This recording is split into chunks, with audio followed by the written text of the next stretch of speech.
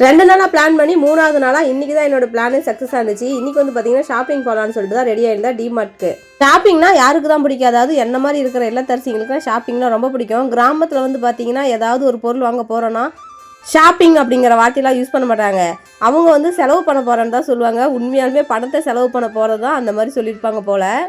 டிமார்ட்டில் கடல் போல் எல்லா பொருளும் இருக்குதா, எதை விடுறது எதை எடுக்கிறதுனே தெரியல. ஒரு சில பொருளாக வீட்டில் இடம் இல்லாமல் பார்த்துட்டு அப்படியே சும்மா வச்சுட்டு வந்துட்டேன். எங்கே போனாலும் டிரைவர் மாதிரி இருந்து ட்ராப் பண்ணுற வேலையை மட்டும்தான் செய்வார் என்னுடைய கணவர். ஆனால் அந்த டிமார்ட்குள்ளே அவரும் வந்துட்டார். அவர் ஒரு பக்கம் ஷாப்பிங் பண்ணிவிட்டு நான் ஒரு பக்கம் வந்து பார்த்திங்கன்னா பொருள்லாம் பர்ச்சேஸ் பண்ணிட்டு இருந்தேன்.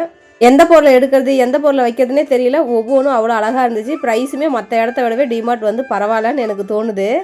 ஃபஸ்ட்டெல்லாம் டிமார்ட்டோட பெருமைலாம் தெரியாமல் டிமார்ட்டில் வந்து ரேட் அதிகமாக இருக்கும் அப்படின்னு நினச்சிட்டு இருந்தேன். டிபார்ட்மெண்ட்டில் வாங்குற பொருளுக்கும் டிமார்ட்டில் வாங்குற பொருளுக்கும் ரேட்டு டிஃப்ரெண்ட் நல்லாவே தெரியுது. எப்போ தான் இந்த டிமார்ட்டில் வந்து கூட்டம் கம்மியாக இருக்குன்னே தெரியல. எப்போ போனாலும் சரி, காலையில் மதியானம் நைட்டுன்னு எப்போ போனாலும் கூட்டம் இருந்துகிட்டே இருக்குதுங்க. பொருள் மட்டும் கடல் போல் வச்சுருந்தா போதுமா, எந்த பொருளுமே பார்த்து ஃப்ரீயாக வந்து எடுக்க முடியல, அந்த அளவுக்கு கூட்டம்.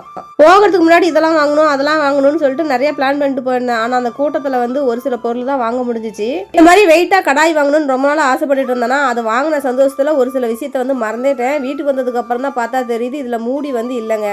பெரிய கவனிக்காமல் விட்டுட்டோமேன்னு ரொம்ப வருத்தமாயிடுச்சு. அப்புறம் வீட்டில் இருக்கிற ஒரு மூடி வந்து அதுக்கு செட் ஆயிடுச்சா சரின்ட்டு அதை போட்டுட்டேன். இருந்தாலும் அதை விட்டுட்டோமே அப்படின்னு சொல்லி மனசு கொஞ்சம் கஷ்டமாக தான் இருந்துச்சு. ஷாப்பிங்லாம் போகிறீங்க அப்படின்னா அந்த பாக்ஸில் என்னென்ன போட்டிருக்கு அந்த பொருள் வந்து அதுக்குள்ளே கரெக்டாக இருக்குதான்னு செக் பண்ணிக்கோங்க. வீட்டுக்கு வந்ததுக்கப்புறம் திரும்ப போகிறது கஷ்டம். ஏன்னா எங்கள் ஊருக்கும் சேலத்துக்கும் கொஞ்சம் தூரம் தான்.